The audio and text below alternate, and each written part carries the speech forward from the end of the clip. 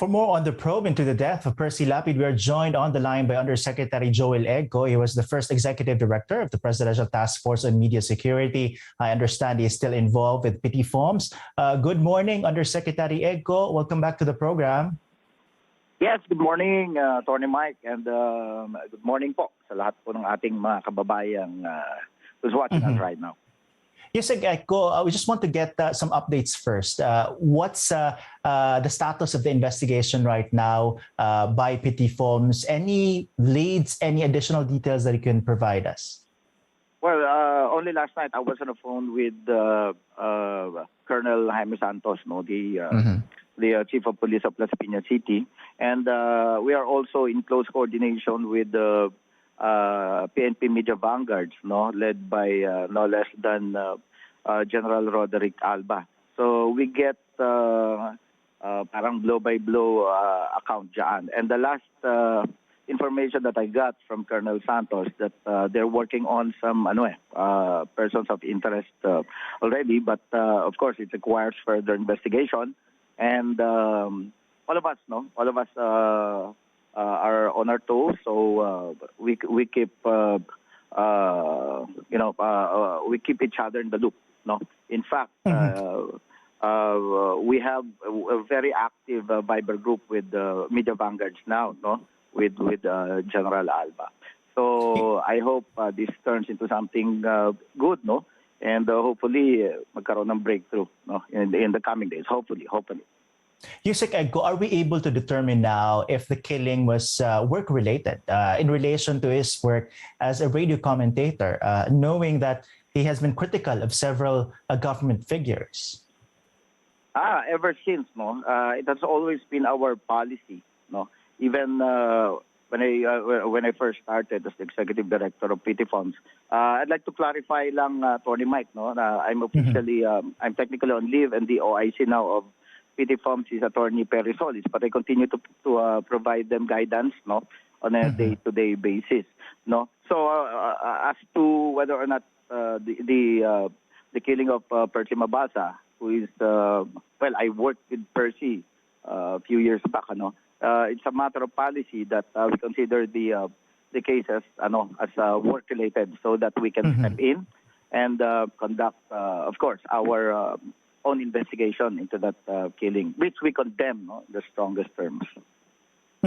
So would you say, sir, that this killing, which happened in Las Piñas within Metro Manila, is brazen compared to the other killings that you have monitored at petty forms? Because I understand that one of the points that you've raised previously is that most of the radio commentators or journalists killed are in the provinces.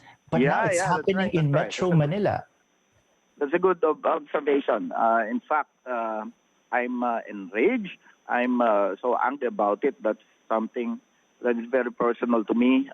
Besides knowing Percy personally and having to work with him in the past, this is for the longest time, the first in so many years that an incident like this happened in NCR, So I'd like to point out that on the inventory of PT forms, there are since 1986, I guess, around 7 or 8 cases of media killings, and for the longest time, this is the only time again that it happened here. So it's a challenge for us. Again, I'm enraged.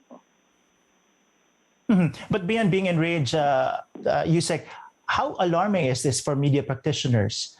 Even in the capital, those who have a huge following, because Mr. Lapid has a huge following online and even on radio, for someone of that stature to be easily targeted and to be easily killed in one of the busiest places in the entire Metro Manila. Yeah, I'm both enraged and alarmed. I agree with you. That's alarming. So, it requires now a deeper look into the status of our friends in the media here in the capital region.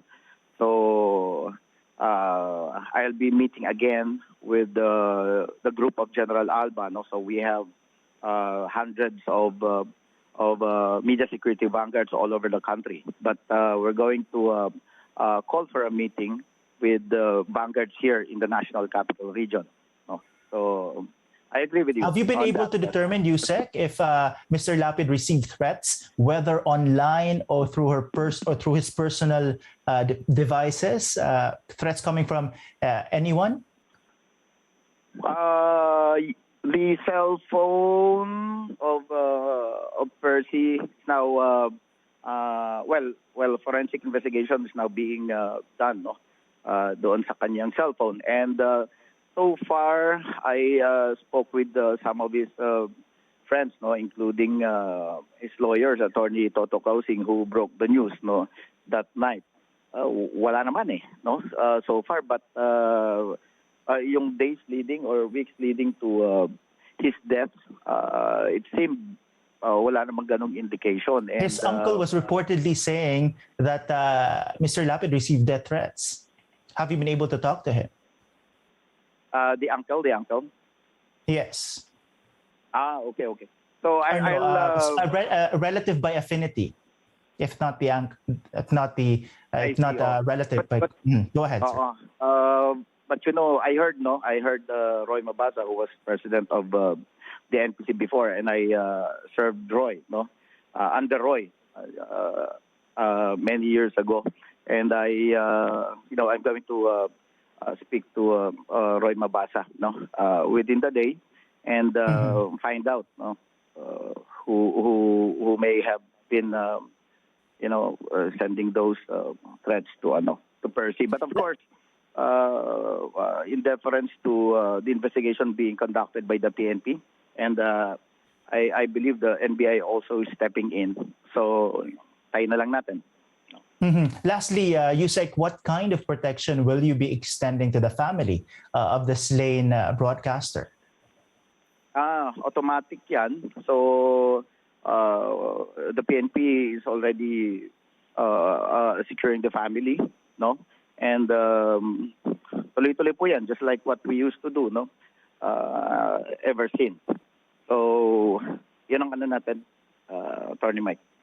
Of course, we have to secure the family. We have to secure the family. All right. Thank you so much for joining us this morning, Usec Joel C. Egco. Yes. Thank you.